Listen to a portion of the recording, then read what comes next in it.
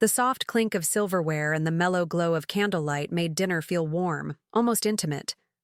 Victor was swirling his wine when he leaned back and said, almost offhand, "By the way, I'll be gone next weekend.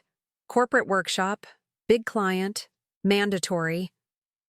He made it sound so important, like one of those career moments that could change everything. I smiled, feeling that familiar wave of pride I always did when he talked about his work. Of course, I wanted to be part of it somehow. I offered to help him pack, maybe even tag along if partners were allowed. But the shift in his face was instant.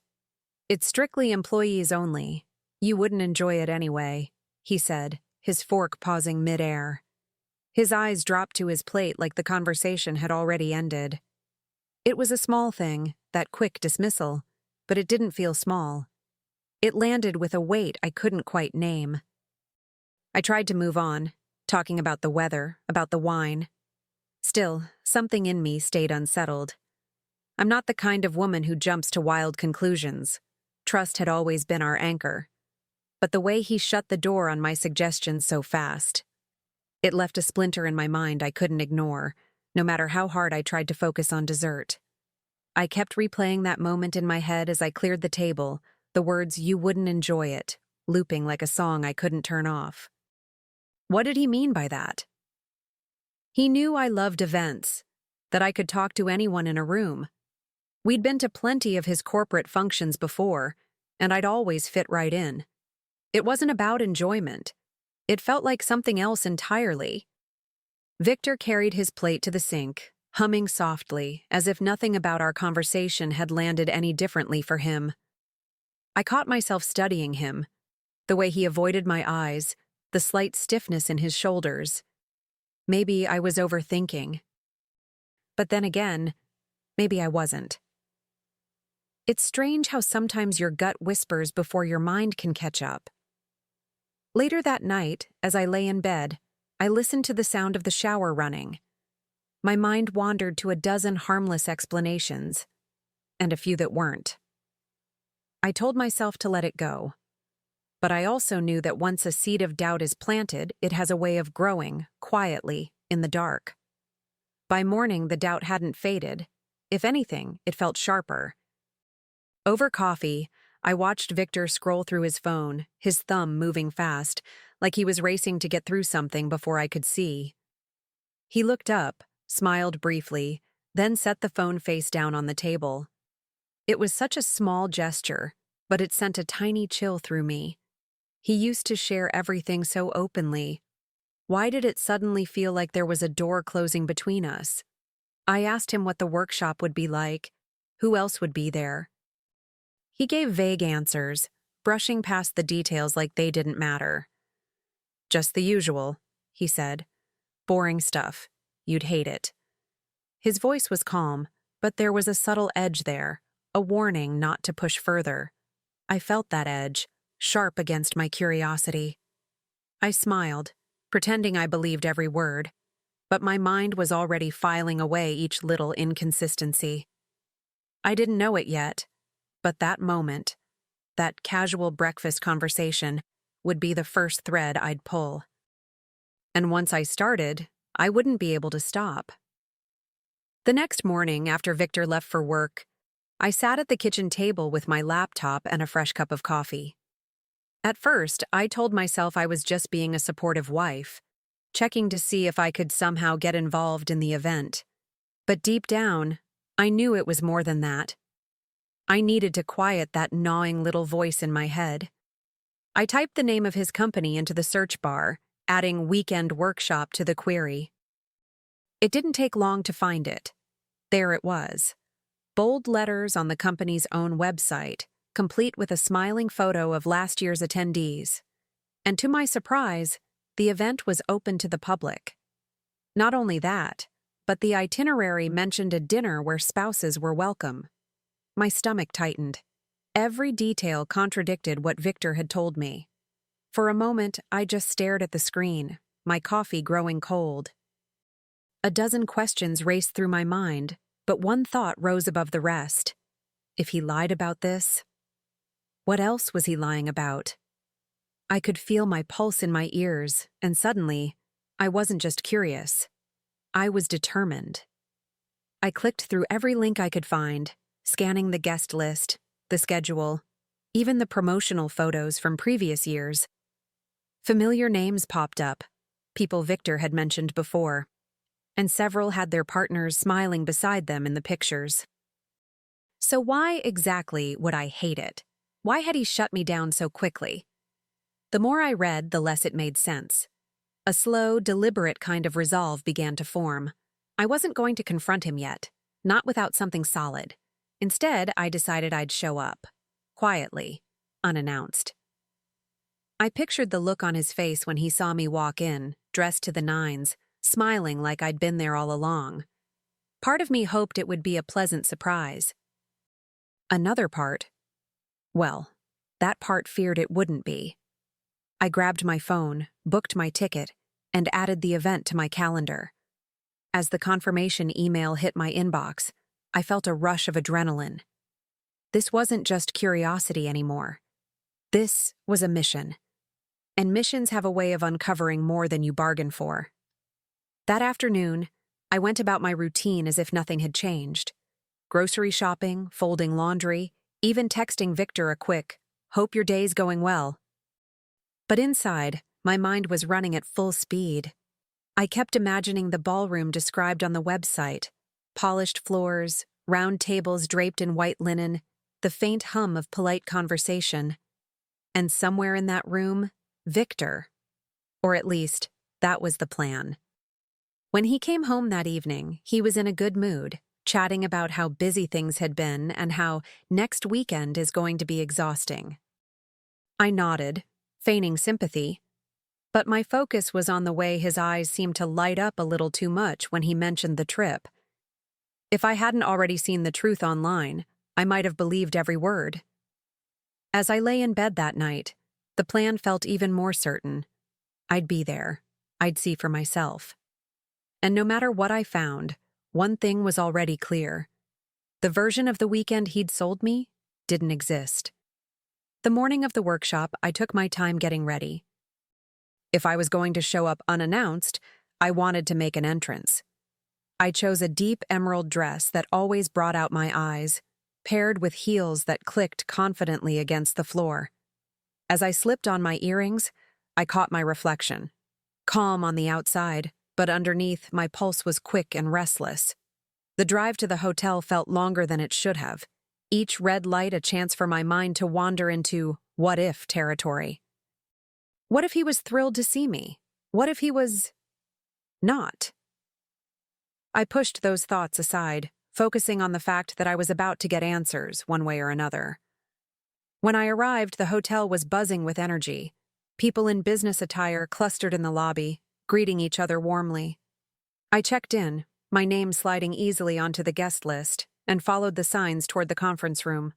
My heart lifted slightly with each step. But when I walked in, scanning the tables for his familiar face, there was nothing. No Victor.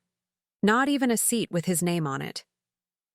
I stood there for a moment, trying not to look lost, but my eyes kept sweeping the room.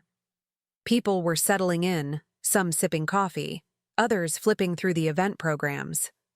I finally approached a staff member near the stage, a polite smile fixed on my face.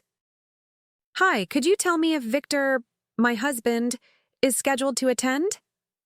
She glanced at her tablet, scrolling for a few seconds before looking back at me. "I'm sorry, ma'am, but we don't have anyone by that name registered for this workshop." It was as if the air got thinner. My polite smile held, but inside something shifted. I thanked her quietly and stepped away, my heels clicking against the floor like a metronome for the pounding in my chest.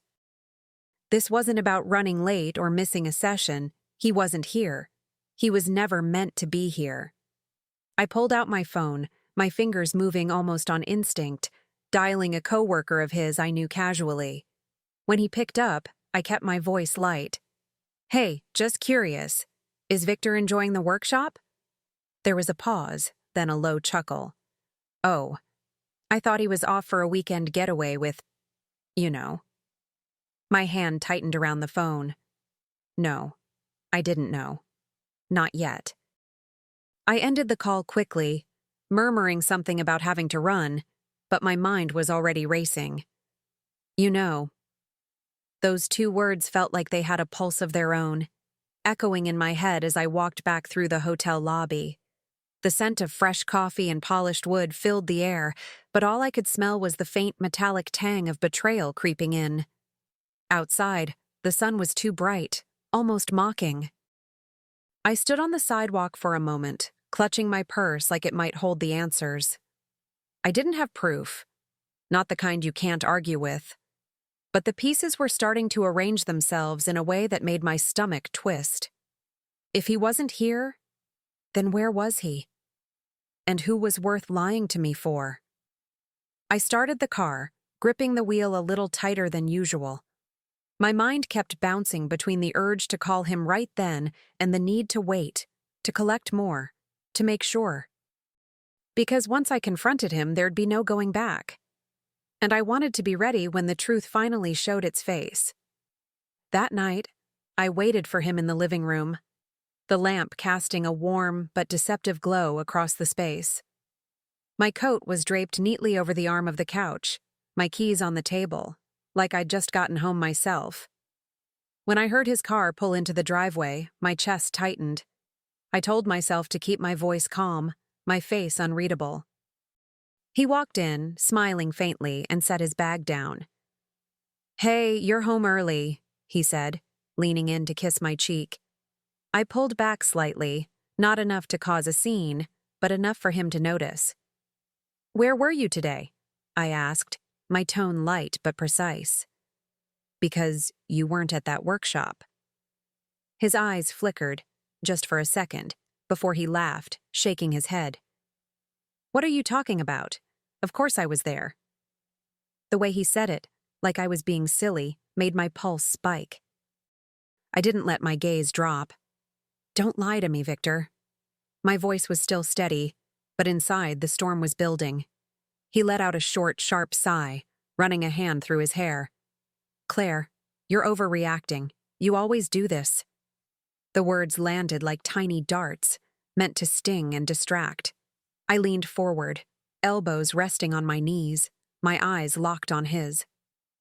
"I spoke to someone at the event. They don't even have you registered." "So, I'll ask again, where were you?" His jaw tightened, and for a moment, I thought he might actually tell me. But then his expression shifted into that infuriating mix of defensiveness and mockery. "You've been checking up on me now? That's cute." My fingers curled into the fabric of my skirt, holding myself back from shouting. "If there's someone else, just say it," I pressed, my voice low but cutting. His reaction was instant, a flare of anger in his eyes. "There's no one else," he snapped, his tone louder now, sharper, like he was trying to end the conversation by force.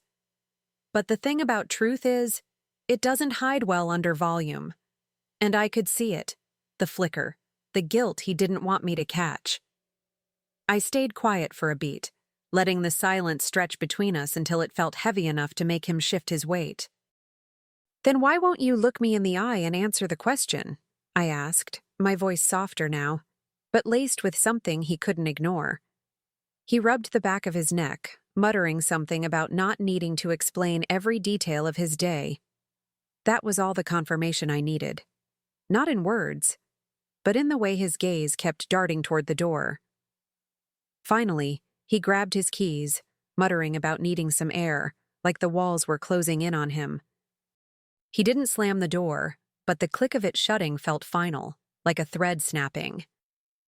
I sat there, the faint smell of his cologne still hanging in the air, my hands folded in my lap. In that moment, I knew this wasn't about guessing anymore. It was about proving it. And once I had proof, there'd be no room for him to twist the truth into something it wasn't. The days that followed were a blur of quiet calculation. I didn't cry, didn't beg. I simply observed. Every bank notification, every stray receipt, every timestamp became a piece of a puzzle I refused to stop building. It didn't take long before I had what I needed. Hotel charges that didn't match his itinerary, a dinner for two billed to a romantic restaurant, and a travel receipt under a woman's name I'd never heard before. The moment I printed it all out and slipped it into a neat folder, I felt an eerie calm wash over me. The kind of calm you get when the storm has already passed in your mind and all that's left is the cleanup. I wasn't going to scream at him in private, no. This was going to be the moment he showed his real face to everyone who thought they knew him.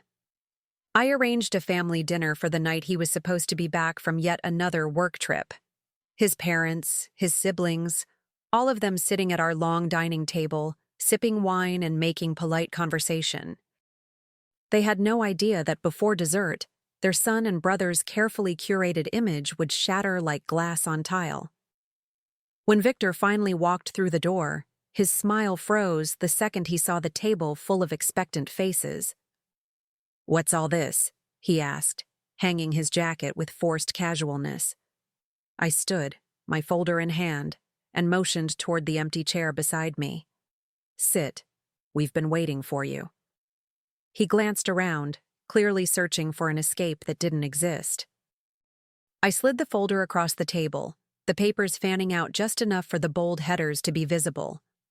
Hotel invoices, restaurant receipts, her name printed in black and white. "Your workshop sounded amazing," I said evenly, my eyes never leaving his. "Especially the part where you didn't go." The room went still, forks frozen midair, conversation cut clean. For a beat, no one spoke. His mother's brows knitted together, his father's jaw tightened, and his sister's gaze darted between us like she'd stumbled into the middle of a movie she couldn't pause. Victor's face drained of color, but before he could stammer a denial, a sharp chime from his phone broke the silence. His phone buzzed again, the screen lighting up with an email notification, the subject line in bold, unmistakable, HR notification, report filed. I didn't have to explain it. They all knew I'd already made my move. His hand twitched toward the phone, but he stopped, as if touching it would only confirm the reality in front of him. I reached for my coat draped over the back of my chair, sliding it on with slow, deliberate movements. "I won't waste anyone's time pretending this can be fixed," I said, my voice steady, even gentle. "So I'll leave you to explain it to them." I nodded toward his family, their eyes locked on him like strangers meeting for the first time. With my bag over my shoulder, I walked to the door, each step lighter than the last. Outside, the evening air felt crisp, almost cleansing. My car waited at the curb, already packed for a trip I'd been planning in silence. My own workshop, I thought, the one where I learn how to live without him. And as I pulled away, I didn't look back.